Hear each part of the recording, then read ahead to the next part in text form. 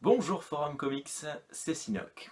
Je suis obligé de faire tomber mon identité secrète cette fois-ci parce qu'en fait avec mon masque je ne parle pas très bien et je n'arrive pas à respirer. Je me suis étouffé 2-3 fois pendant les reprises que j'ai dû couper.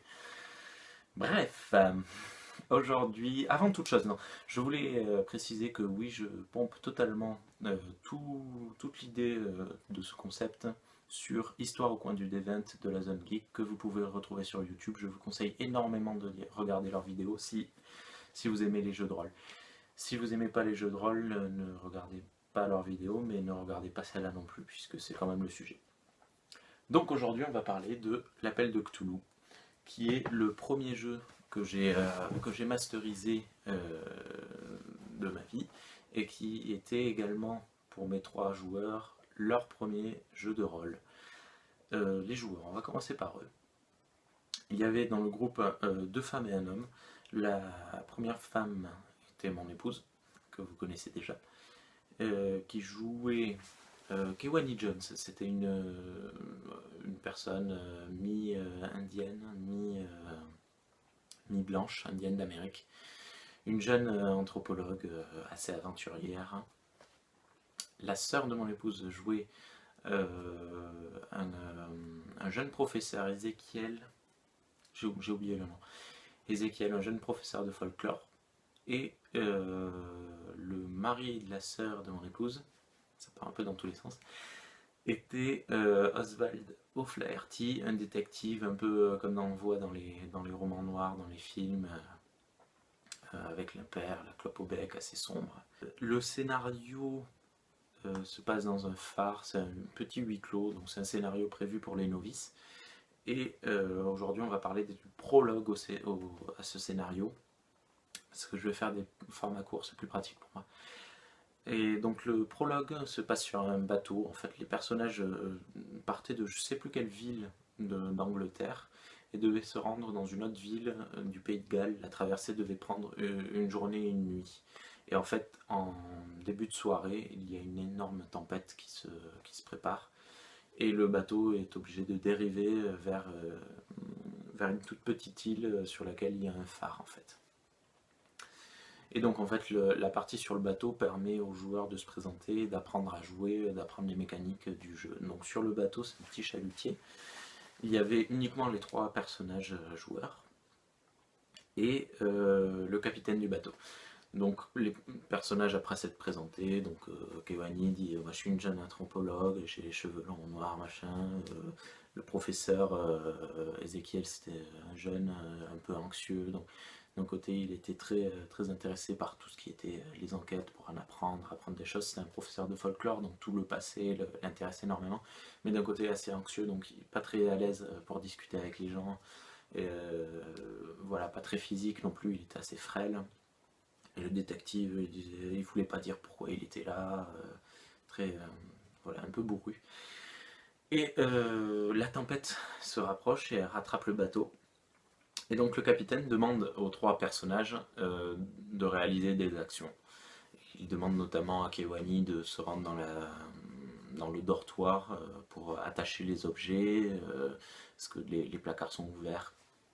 Il y a des lampes à pétrole qui sont allumées, donc il y a un risque d'incendie. Il demande également à Ezekiel de se rendre dans la salle des machines parce qu'ils ont heurté un récif, donc ils ont peur. Le capitaine a peur que de l'eau rentre dans le bateau. Et il demande à Oswald, au détective, de se rendre sur le pont pour indiquer le chemin, indiquer le chemin au capitaine pour éviter d'heurter d'autres récifs et pour atteindre le fameux phare.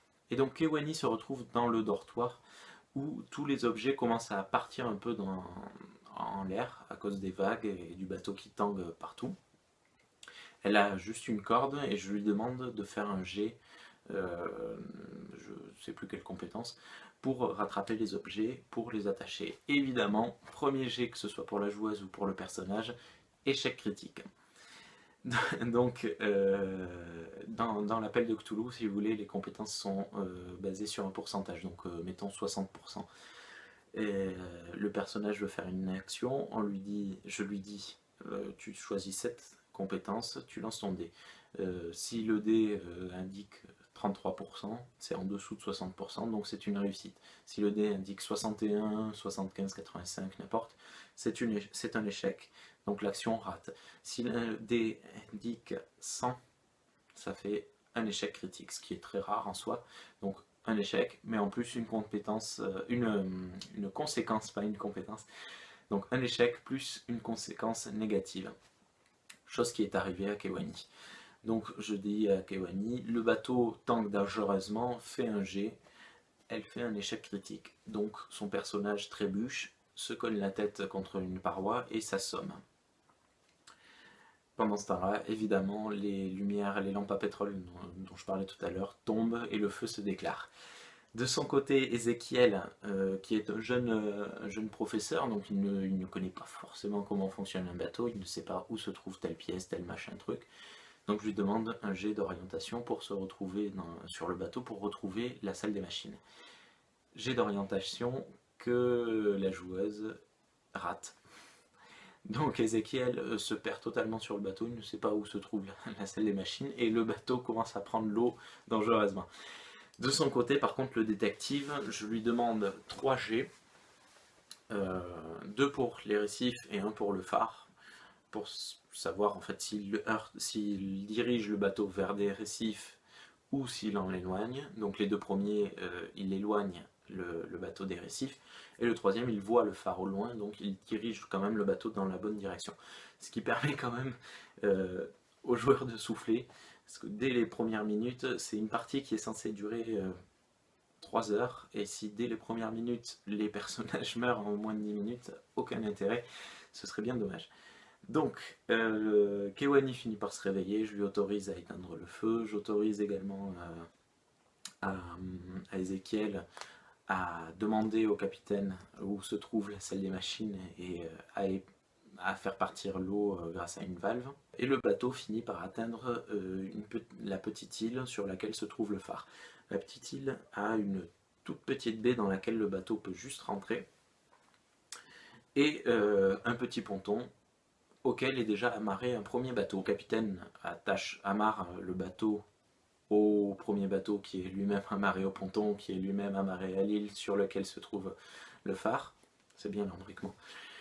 Et les personnages trouvent sur le ponton 2 autres personnages, des personnages non joueurs.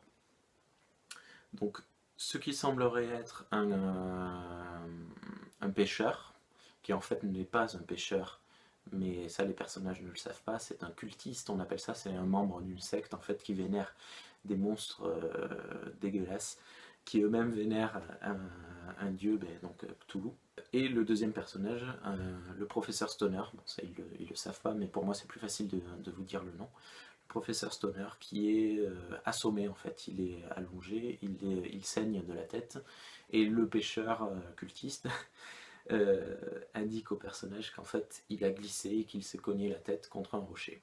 En fait, ça ils ne le savent pas, mais Stoner fuyait le pêcheur sur son propre bateau qui s'est écrasé contre les récifs de la petite île et qui a coulé. Le professeur était sur le pont lorsque le pêcheur l'a rattrapé en fait et l'a assommé. Les personnages décident de soulever le professeur Stoner et de le rentrer dans le phare. De rentrer dans le phare donc avec le capitaine et avec le pêcheur. Fin du prologue.